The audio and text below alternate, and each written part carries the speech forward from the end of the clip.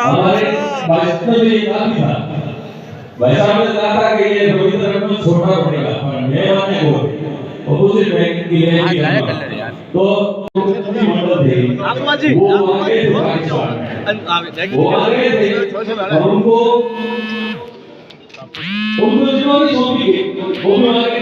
तो एक आमने सामने कार्यक्रम था, उस कार्यक्रम को मैं सुन रहा था तो उसमें आप से पूछा पत्रकार ने कि आप आइए पड़ोसी देश जिसका संविधान संवैधानिक शासन ले जाता है, कभी वहाँ का कानून बदल दिया जाता है, हमारे यहाँ पर ऐसी कोई भी चीज नहीं हुई है।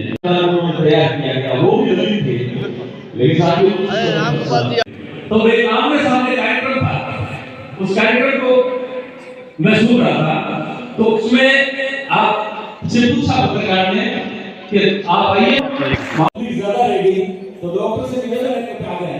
डॉक्टर अशोक जी लोही ने लोगों ने कहा बाबा साहब को भारत रत्न दे दो, कुछ नहीं किया,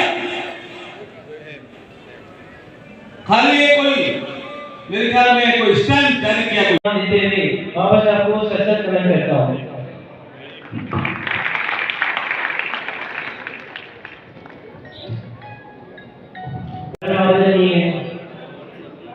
श्री अरुणनाथ जी मेहमान साहब साथ में नए सदस्यों को जोड़ते जाते हैं।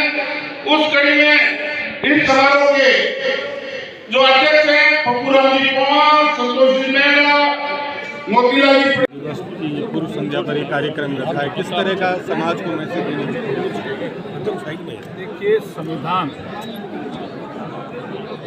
जिन्होंने बनाया उनके सम्मान में संविधान दिवस मनाने का निर्णय प्रधानमंत्री नरेंद्र मोदी जी ने 2015 में लिया।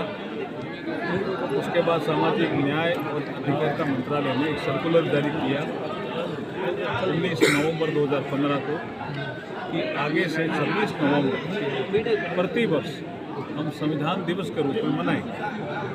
और वो अवसर था बाबा साहब की जन्म जयंती का 125वें वर्ष।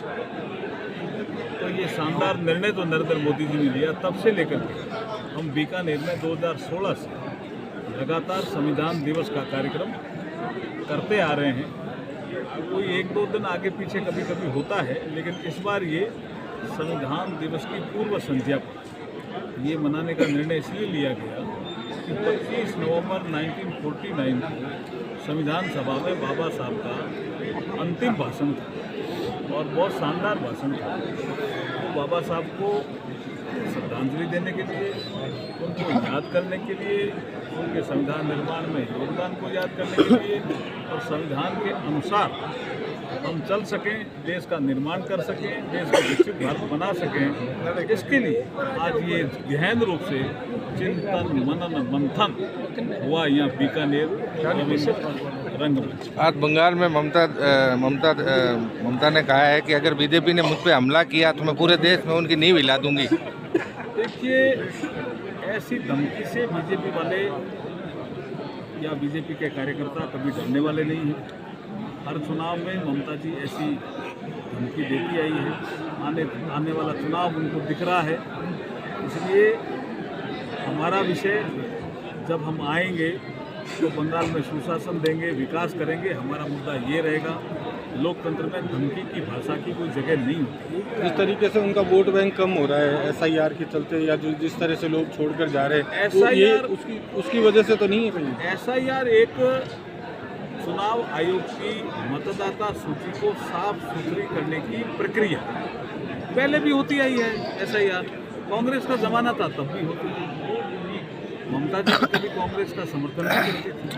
नहीं, उनके जो वोट बैंक है वो अब वापस बांग्लादेश की तरफ जा रहे हैं, तो उसको लेकर भी राजनीति वोट बैंक आधारित नहीं होती है।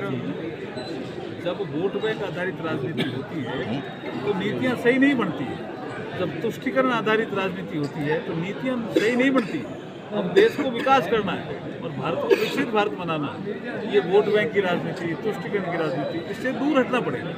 जब से SIR की प्रक्रिया शुरू हुई है, कुछ जो बंगाल में है बांग्लादेश की तरफ प्रस्थान कर रहे हैं लोग, तो क्या वास्तव में ये जो सरकार का कदम सराहनीय है?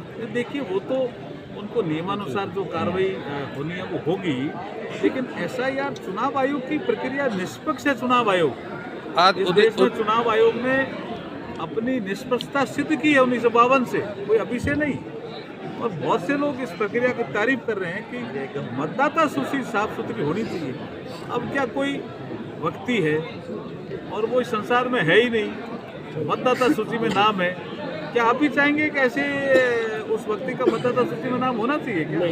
आज उदित आज कांग्रेस आज सर कांग्रेस के उदित राज ने एक विवादित बयान दिया है कि राम भद्राचार्य को अगर संविधान पूरा तरीके से लागू हो जाएगा तो उनको जेल जाना पड़ेगा। क्या कहना चाहेंगे? देखिए, उदित राज जी वही भाषा बोल रहे हैं जो कांग्रेस बोल रही है, और वो कांग्रेस पार्टी में ही है आज। मगर वो राम भद्राचार्य के बारे में इस तरह से भाषा करें। देखिए, किसी के बारे में भी इस तरह की भाषा का प्रयोग नहीं होना चाहिए। लोकतंत्र में, समाज जीवन में भाषा का बड़ा महत्व है। भाषा संयमित होनी चाहिए। आप संयमित भाषा में भी अपनी बात कह सकते हो, और लोकतंत्र यही हमें सिखाता है कि भाषा की मर्यादा होनी चाहिए। कांग्रेस तो कहती है कि आप लोग जो है वो संविधान को समाप्त करने में लगे हैं। देखिए, कांग्रेस का ये दुष्प्रचार था। हमने संविधान में जो संशोधन किए नरेंद्र मोदी जी के नेतृत्व में, यहाँ आज की बैठक में भी ये विषय आया। EWS को 10% रिजर्वेशन देना था तो संविधान में संशोधन किया। बैकवर्ड क्लास की संवैधानिक जो हमारा कमीशन था उसको संवैधानिक दर्जा देना था, इसलिए संविधान में संशोधन किया।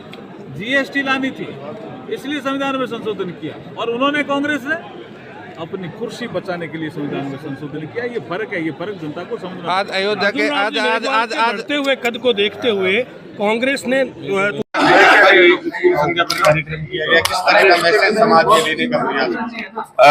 ये संविधान दिवस हम लोग परिचर्चा कर रहे थे, पिछले 10 साल से मना रहे। इस बार का हमने 25 नवंबर को मनाने का निर्णय इसलिए लिया क्योंकि बाबा साहब का जो अंतिम वक्तव्य था, अंतिम भाषण 1 घंटा 34 मिनट वो बोले थे संविधान सभा में, वो दोपहर के बाद में बोले थे। और उन्होंने जो वक्तव्य व्यक्त किए थे, जिस कड़ी में मैंने अपने भाषण में भी कहा था, उन्होंने कहा था कि इस देश को राजनीतिक एकता तो वोट के आधार पर मिल जाएगी, लेकिन इस देश को आर्थिक और सामाजिक एकता की बहुत ज्यादा जरूरत है। वो जब तक समानता की खाई बंद नहीं होगी, कम नहीं होगी, उस कड़ी में हम सबको प्रयास करना चाहिए। ये जो क्षेत्र में है आर्थिक और सामाजिक, एक क्षेत्र वो बहुत ऊपर चला गया, एक नीचे चला गया, एक गरीबों पर गया, उस समानता की कड़ी को कम करने का एक संदेश इस संविधान के माध्यम से हमने देने का प्रयास किया। ठीक।